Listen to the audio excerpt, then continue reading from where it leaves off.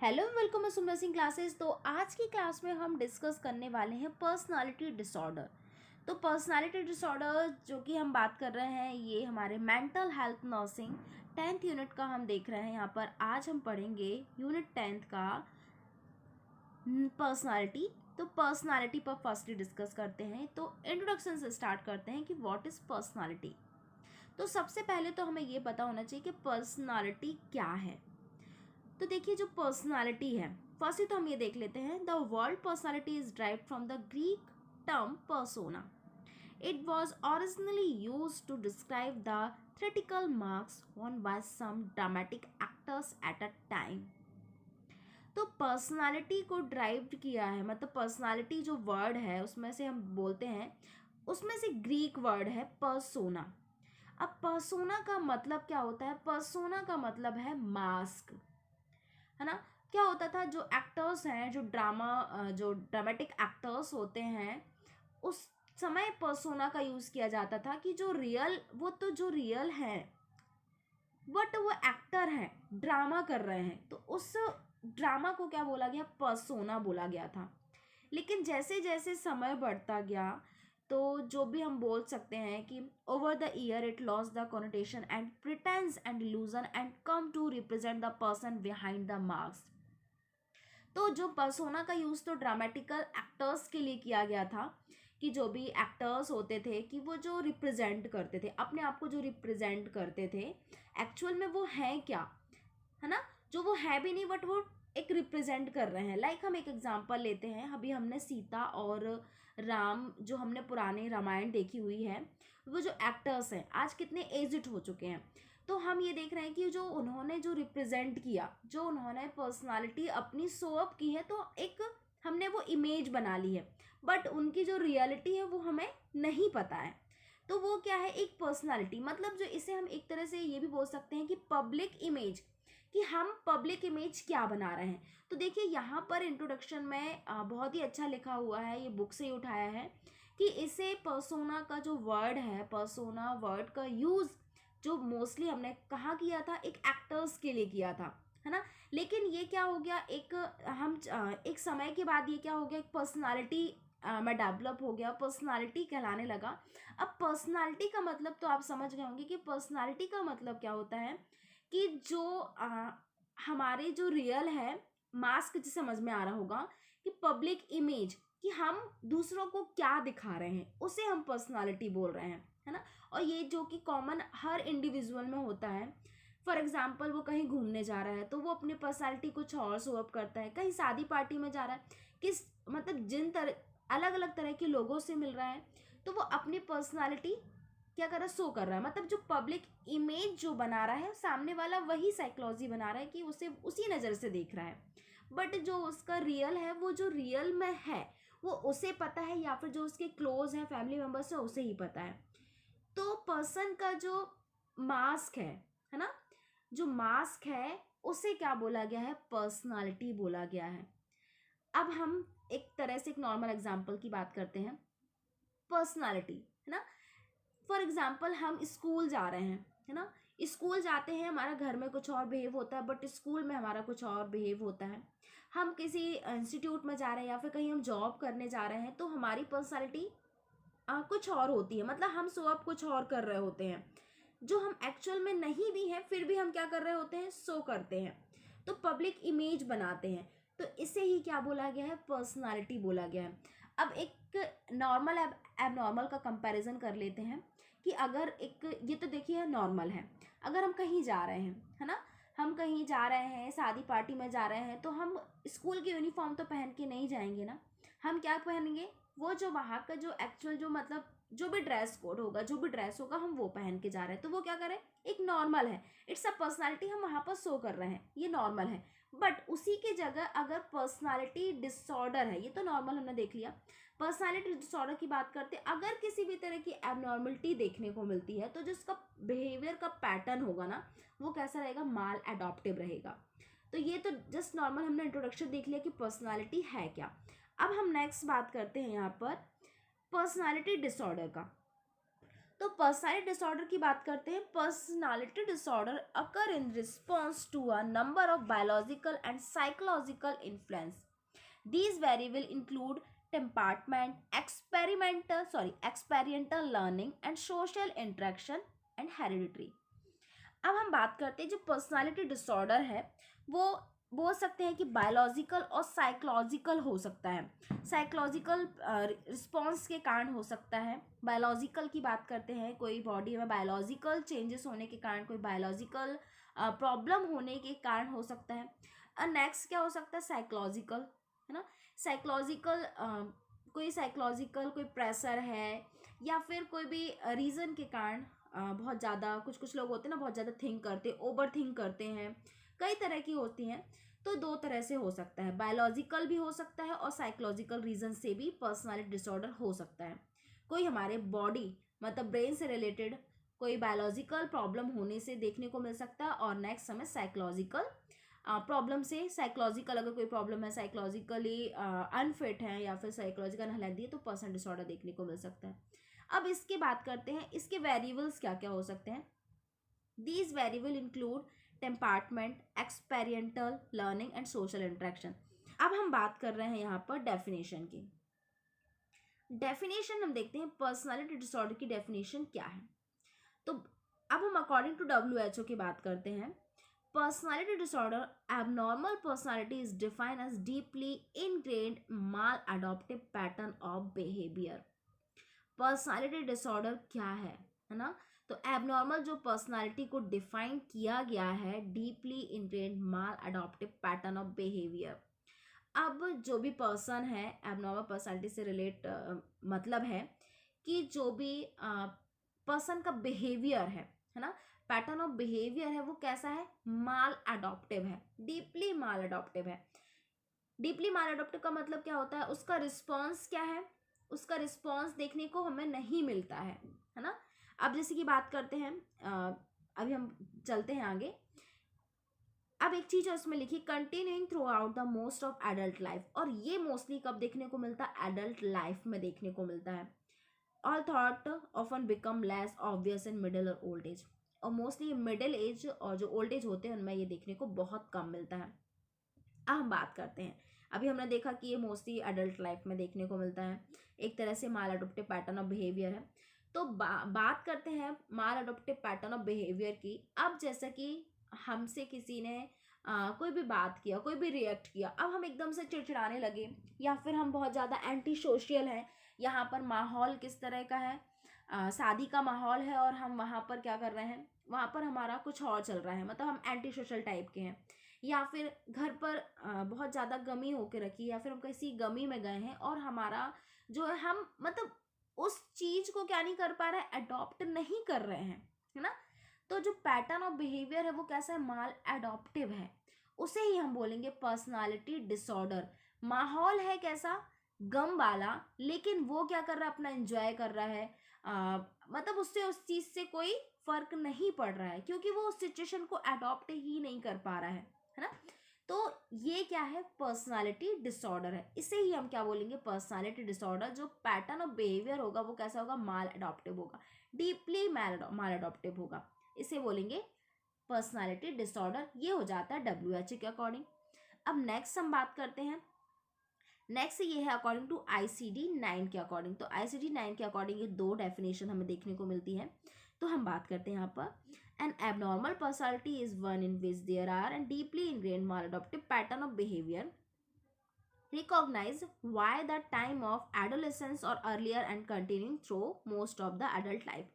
अब देखिए ICD-9 के अकॉर्डिंग उन्होंने क्या बोला है कि जो अभी हमने देखा था कि जो डीपली माल अडॉप्टिव जो पैटर्न ऑफ बिहेवियर है, इन्होंने बोला है कि इसका जो बिहेवियर है ना, जो माल अडॉप्टिव बिहेवियर है, एडोलेसेंस में या फिर एडोलेसेंस से पहले, है ना, क्या हो जाता है, रिकॉग्नाइज हो जाता है। रिकॉग्नाइज मतलब पहचान जाते हैं, है ना। तो ये जो पर्सनल डिसऑर्डर जो देखने को मिल रहा है वो हमें एडोलेसेंस एज में या फिर एडोलेसेंस एज से पहले ही देखने को मिल रहा है, जो कि कंटिन्यू कब तक रहता है, जो कि पूरी एडल्ट लाइफ क्या रहेगा, कंटिन्यू रहेगा। जो उसका माल अडॉप्टिव जो पैटर्न बिहेवियर है वो कैसा रहेगा, कंटिन्यू रहेगा। और ये रिकॉग्नाइज कब हो रहा है हमें, एडोलेसेंस में ही हो रहा है या फिर एडोलेसेंस से पहले ही रिकॉग्नाइज हो रहा है, ये ICD-9 के अकॉर्डिंग उन्होंने बोला है। और यहाँ पर एक चीज और लिखी है, इसका उन्होंने बोला है कि जो पर्सनैलिटी डिसऑर्डर जिसे है, because of this the patient suffer to other have to suffer and there is one adverse effect on the individual or on society।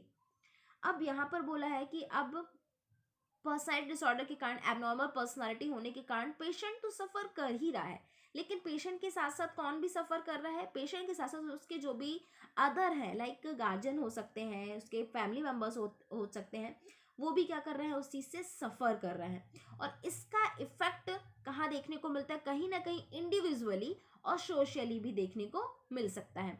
तो ये हमारे ICD-9 के अकॉर्डिंग है। अब एक और डेफिनेशन है, personality disorder reflect adaptive failure involving impaired sense of self identity or failure to develop effective interpersonal functioning। तो एक और डेफिनेशन की बात करते हैं। अब यहाँ पर एक वर्ड यहाँ पर यूज किया, अभी तक हमने क्या देखा था, माल एडॉप्टिव पैटर्न ऑफ बिहेवियर देख रहे थे, यहाँ पर देख रहे हैं personality disorder reflect adaptive failure. तो यहाँ पर सीधा सीधा क्या बोल रहे हैं यहाँ पर कि जो उसका बिहेवियर है ना, जो उसका बिहेवियर है वो क्या है, रिफ्लेक्ट एडॉप्टिव फेलियर देखने को मिल रहा है हमें। अब यहाँ भी क्या बोल रहा है, रिफ्लेक्ट एडॉप्टिव फेलियर, जो उसका एडॉप्टिव है ना, जो उसका एडॉप्शन है, जो बिहेवियर का जो उसका जो उसे अडॉप्ट करना चाहिए वो क्या है, फेलियर है, जो उसका रिफ्लेक्शन है वो क्या है, फेलियर है। वही बात आ जाती है ना कि किसी ने हमें कोई हमें रिस्पॉन्स कर रहा है, जैसे कि हमने अभी एग्जांपल में लिया कि हम शोक सभा में बैठे हैं लेकिन हमें उससे कोई फर्क नहीं पड़ रहा है, लेकिन हम वो क्या कर रहे हैं, हम उसका जो रिएक्ट है वो हम कुछ अलग ही कर रहे हैं। यहाँ पर शोक चल रहा है लेकिन हम क्या कर रहे हैं, हंस रहे हैं, एंजॉय कर रहे हैं, मतलब वो क्या नहीं कर रहा है, अडॉप्ट नहीं कर रहा है। तो ये क्या है, अडॉप्टिव फेलियर देखने को मिलेगा, है ना। तो माल अडॉप्टिव रिफ्लेक्ट अडॉप्टिव फेलियर मतलब वही है, लेकिन सभी ने अपने अपने अकॉर्डिंग यहाँ पर डेफिनेशन लिखी हुई है। तो ये क्या हो जाएगा, रिफ्लेक्ट अडॉप्टिव फेलियर रहेगा। अब इसमें देखने को मिलेगा involving impaired sense of self identify. अब इसमें क्या इंक्लूड रहता है कि जो खुद की जो सेल्फ आइडेंटिफाई होती है ना, जो खुद की जो इमेज होती है ना, जो खुद की पहचान होती है वो भी क्या होती है, या फिर खुद की पहचान हो गई, खुद की भावना हो गई, वो उसमें क्या होती है, कमी होती है, या फिर उस बोल सकते हैं कि इम्पेयर्ड होता है। इसके साथ साथ हमें देखने को मिलता है failure to develop effective interpersonal function. इसके साथ साथ हमें देखने को मिलता है जो इंटरपर्सनल फंक्शनिंग पर भी इफेक्ट पड़ता है ना, उसका डेवलपमेंट पर इफेक्ट पड़ता है, वो भी क्या हो जाता है, फेलियर हो जाता है। तो ये डेफिनेशन हो जाती है ICD-9 के अकॉर्डिंग। अब हम नेक्स्ट बात करते हैं यहाँ पर, ये तो हमारे इंट्रोडक्शन और डेफिनेशन हो जाता है। आई होप कि आपको ये समझ आया होगा। अब नेक्स्ट हम जाते हैं यहाँ पर। अब ये देखिए ICD-10 के अकॉर्डिंग क्लासिफिकेशंस दिए गए हैं, तो ये जस्ट हम एक बार देख लेते हैं। यहाँ पर disorder of adult personality disorder and behaviour दे लिखा हुआ है। Specific personality disorder, paranoid personality, schizoid, dissocial, emotionally unstable personality disorder, histrionic personality disorder, anarchistic personality disorder, and anxious personality disorder, dependent personality disorder, mixed and other personality disorder, enduring personality change not attributable and brain damage and disease, habit and impulse disorder, gender identity disorder and disorder of sexual preference। ये हमारे हो जाते हैं ICD-10 के according. अब man classification पर जाते हैं जो कि DSM-5 के अकॉर्डिंग क्लासिफिकेशन है। तो सबसे पहले हम ये देख लेते हैं कि जो DSM-5 का मतलब क्या होता है। D means diagnostic, S means statistical manual of mental disorder और 5th एडिशन में है, जो कि उसके अकॉर्डिंग हम देख रहे हैं। तो DSM-5 के क्लासिफिकेशन हम देखेंगे तो ये हम देख रहे हैं कि हमें कुछ यहाँ पर देखने को मिलेगा 10 टाइप्स की पर्सनैलिटी डिसऑर्डर देखने को मिलेंगे, जिसे 3 क्लस्टर में डिवाइड किया गया है, cluster A, cluster B and cluster C। तो आज की क्लास में हम क्लासिफिकेशन पर थोड़ा थोड़ा नज़र डालेंगे। क्लस्टर A में बोला है ऑड एंड एसेंट्रिक। तो क्लस्टर A में देखिए फर्स्ट लिखा है पैरानॉइड पर्सनैलिटी डिसऑर्डर, सेकंड है सिजॉइड पर्सनैलिटी डिसऑर्डर एंड थर्ड है सिजोटाइपल पर्सनैलिटी डिसऑर्डर। हम जस्ट एक टर्म में यूज़ करेंगे, वन वर्ड में यूज़ करेंगे कि इसका जस्ट मीनिंग क्या होता है। नेक्स्ट क्लास में हम इसका फुल डिस्क्रिप्शन लेंगे, फुल डिस्कस करेंगे विथ इसके सिम्टम्स के। तो फर्स्ट हम पैरानॉइड पर्सनैलिटी डिसऑर्डर की बात करते हैं। पैरानॉइड पर्सनैलिटी डिसऑर्डर का मतलब हो सकती है कि एक तरह से मिसट्रस्ट होना, है ना। एक नॉर्मल अगर हम बात करें इसे मिसट्रस्ट भी बोल सकते हैं, बहुत ही सस्पेसियस भी बोल सकते हैं, है ना। मतलब लोगों पे उसे संदेह रहेगा, लोगों पे उसे शक रहेगा, मतलब दूसरों पर ट्रस्ट नहीं रहेगा। नेक्स्ट है सीजॉइड पर्सनैलिटी डिसऑर्डर। सीजॉइड पर्सनैलिटी डिसऑर्डर का मतलब हम बोल सकते हैं कि डिटैचमेंट, है ना। डिटैचमेंट या फिर सोशल विड्रॉवल भी बोल सकते हैं कि जो पर्सन होता है वो कैसा होता है, लोगों से अटैच नहीं होता है, सोशल विड्रॉवल होता है। और थर्ड देखते हैं सीजोटाइपल। सीजोटाइपल पर्सनैलिटी डिसऑर्डर में मोस्टली देखने को मिलता है लैक ऑफ इंटरेस्ट। जो भी इंटरेस्ट होगा वो किसी से भी बोल सकते हैं, सोसाइटी में भी हो सकता है, इंटरपर्सनल भी हो सकता है, फैमिली से भी रिलेट कर सकता है, तो वो क्या होगा, इंटरेस्ट उसका नहीं रहेगा, लैक ऑफ इंटरेस्ट बोल सकते हैं। नेक्स्ट हम देखते हैं क्लस्टर बी में ड्रामेटिक, इमोशनल एंड इरेक्टिक। इसमें है फर्स्ट एंटी सोशल, थर्ड है histrionic, second histrionic, third narcissistic and fourth borderline personality disorder. इसका मतलब क्या होता है, एंटी सोशल पर्सनैलिटी डिसऑर्डर का मतलब तो आप समझ ही रहे होंगे। एंटी सोशल मतलब वो क्या है, एक तरह से पर्सन जो एंटी सोशल है, सोसाइटी से उसको मतलब उसे अच्छा नहीं लगता है, सोसाइटी से हमेशा दूर भागने की कोशिश करता है ना। नेक्स्ट है histrionic personality disorder. Histrionic personality disorder का मतलब होगा अटेंशन सीकिंग। अटेंशन सीकिंग मतलब हम बोल सकते हैं कि जो पर्सन होते हैं उसे ये लगता है कि सभी का अटेंशन मुझ पर हो, सभी का अटेंशन किस पर हो, मुझ पर हो, तो ये हो जाएगा। थर्ड नार्सिसिस्टिक पर्सनैलिटी डिसऑर्डर की बात करते हैं। नार्सिसिस्टिक पर्सनैलिटी डिसऑर्डर का मतलब होगा वो ना मतलब सेल्फ सेंटर्ड भी बोल सकते हैं कि उसे ना लोगों से मतलब नहीं, उसे सिर्फ खुद से प्यार है, उसे सिर्फ खुद से मतलब है, वो ये सोचता है कि जो भी हूँ मैं हूँ। तो इस तरह की जो पर्सनैलिटी डिसऑर्डर है वो नार्सिसिस्टिक पर्सनैलिटी डिसऑर्डर होती है। फोर्थ है बॉर्डरलाइन पर्सनैलिटी डिसऑर्डर। अब बॉर्डरलाइन पर्सनैलिटी डिसऑर्डर को हम मिक्स्ड पर्सनैलिटी डिसऑर्डर भी बोल सकते हैं। क्यों? क्योंकि इसमें क्या देखने को मिलता है, हर तरह की हमें इसमें सिम्टम्स देखने को मिलेंगे। मतलब वो एक तरह से जो उसका जो मूड होगा, जो उसका इंटरपर्सनल रिलेशन होगा, जो बिहेवियर होगा या फिर सेल्फ इमेज होगी ना, वो क्या रहेगी, इनस्टेबल रहेगी। मतलब उनमें स्टेबिलिटी नहीं रहेगी। मूड भी अचानक से स्विंग होगा, उसका मूड भी अचानक से चेंज होगा, उसका जो सेल्फ इमेज है वो सब क्या रहेगा, इनस्टेबल देखने को मिलेंगे। मतलब बॉर्डरलाइन इसलिए बोला है क्योंकि ये स्टेबल नहीं है, हम उसे पर्टिकुलर नहीं बोल सकते हैं कि ये सेल्फ सेंटर्ड है या फिर एंटी सोशल है, मतलब बॉर्डर लाइन में है वो। ना उसको ये वाला डिसऑर्डर है, मतलब कि एंटी सोशल है, कि स्ट्रॉनिक है, कि उसे खुद से प्यार है। वो कैसा है, इनस्टेबल है, मतलब थोड़ी थोड़ी देर में क्या हो रहा है, वो चेंज हो रहा है। मतलब उसमें सारे जितना भी हमने पर्सनैलिटी डिसऑर्डर देखे उसमें सभी कहीं ना कहीं देखने को मिल जाएंगे, इसलिए हमने उसे बोला बॉर्डर लाइन पर्सनैलिटी डिसऑर्डर। मतलब वो क्या रहेगा, इनस्टेबल रहेगा, हमें इतना याद रखना है। नेक्स्ट है क्लस्टर सी। अब क्लस्टर सी में हम बोलते हैं यहाँ पर फर्स्ट है avoidant personality disorder.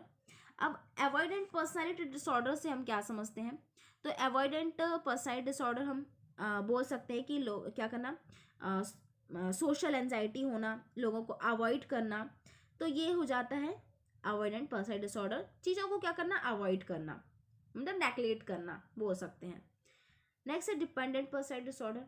Dependent personality disorder में क्या होता है, जो पर्सन होता है ना वो टोटली दूसरे पर ही डिपेंड रहता है। अगर उसे कोई नेक्स्ट स्टेप भी करना है तो वो दूसरे पर डिपेंड करता है। अगर उसे कोई पर्सनल डिसीजन भी लेना है ना तो वो क्या करेगा, दूसरे पर्सन पर ही डिपेंड रहता है पूरी तरह से। उसे अकेले रहने में क्या लगता है, डर लगता है कि कहीं मैं अलोन ना हो जाऊं, कहीं मैं अकेला ना हो जाऊं। तो ये कौन से हो जाते हैं, डिपेंडेंट पर्सनैलिटी डिसऑर्डर, मतलब टोटली किसी अदर पर्सन पे डिपेंड है। थर्ड है ऑब्सेसिव कंपल्सिव पर्सनैलिटी डिसऑर्डर, या फिर हम इसे बोल सकते हैं OCD पर्सनैलिटी डिसऑर्डर। अब इसमें हमें क्या देखने को मिलता है, ऑब्सेसिव। अब देखिए इसका दूसरा नाम क्या है, एनानकास्टिक भी इसका नाम है। तो OCD जो हमें देखने को मिलता है, ऑब्सेसिव कंपल्सिव पर्सनैलिटी डिसऑर्डर, इसमें क्या देखने को मिलता है, जैसे कि हम बात कर रहे हैं आपने तो पढ़ा ही होगा कि उसे किसी भी चीज़ को रिपीट करना। अब वो रिपीट क्यों करता है, इसका हम मेन रीज़न देखेंगे कि जो ऑब्सेसिव कंपल्सिव पर्सनैलिटी डिसऑर्डर होती है ना, उन्हें परफेक्शन चाहिए होता है। मतलब हर चीज़ में परफेक्शन चाहिए। फॉर एग्जाम्पल हम बात करते हैं, उनकी उनकी ज़िंदगी में कुछ भी मिस्टेक नहीं होना चाहिए। मतलब उनकी जो साइकोलॉजी है ना, वो कुछ इस तरह से बनी होती है कि जो भी मैं करूँ वही सही है और कुछ भी मिस्टेक नहीं होना चाहिए। फॉर एग्जाम्पल हम बात करते हैं, जैसे कि उन्होंने हैंड वॉश कर लिया, अगर उन्होंने किसी चीज़ को टच भी कर लिया ना, वो दोबारा हैंड वॉश करने जाएंगे। फॉर एग्जाम्पल अपने हैंड वॉश करके आए, अपना पेन पकड़ लिया, तो मतलब उनके माइंड में क्या है, मेरे हाथ में फिर से इन्फेक्शन हो गया, तो वो फिर दोबारा हाथ धुलने जाएगा। मतलब वो क्या करता है पूरी तरह से, मतलब उसमें परफेक्शन चाहिए, किसी भी तरह का मिस्टेक नहीं होना चाहिए। तो ये इस तरह के जो पर्सन होते हैं वो ऑब्सेसिव कंपल्सिव पर्सनालिटी डिसऑर्डर वाले होते हैं। यहाँ पर हम ये बोल सकते हैं कि उन्हें परफेक्शन चाहिए, हमेशा डाउट बना रहता है, मतलब हमेशा कंफ्यूज रहते हैं, है ना। ये बोल सकते हैं कि जो बहुत ज़्यादा डाउट देखने को मिलता है उनमें, और बहुत ज़्यादा क्वेश्चंस देखने को मिलते हैं। क्वेश्चंस मतलब बहुत ज़्यादा सावधान रहते हैं वो चीज़ों को लेकर। तो ये किस में हो जाता है, ऑब्सेसिव कंपल्सिव पर्सनालिटी डिसऑर्डर। तो ये आज की क्लास में हमने पर्सनालिटी डिसऑर्डर पर जस्ट हमने नॉर्मल ही देखा है कि नॉर्मल हमने यहाँ पर कि पर्सनालिटी क्या होता है, पर्सनालिटी डिसऑर्डर क्या होते हैं, और इसके साथ साथ जो मेन क्लासिफिकेशन थे ना, तो हमने इनका नॉर्मल डिस्कशन किया है।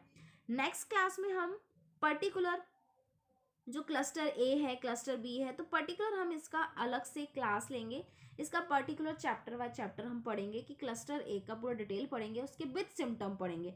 आज की क्लास में हमने जस्ट नॉर्मल देखा कि ये इस तरह के जो पर्सन होते हैं वो मतलब क्या होते हैं, जस्ट हमने एक टर्म में उसका जल्दी से हमने उसका नॉर्मल शॉर्ट में हमने देखा। तो आज के लिए इतना ही। आई होप कि आपके लिए क्लास हेल्पफुल होगी। So thank you so much for watching my videos.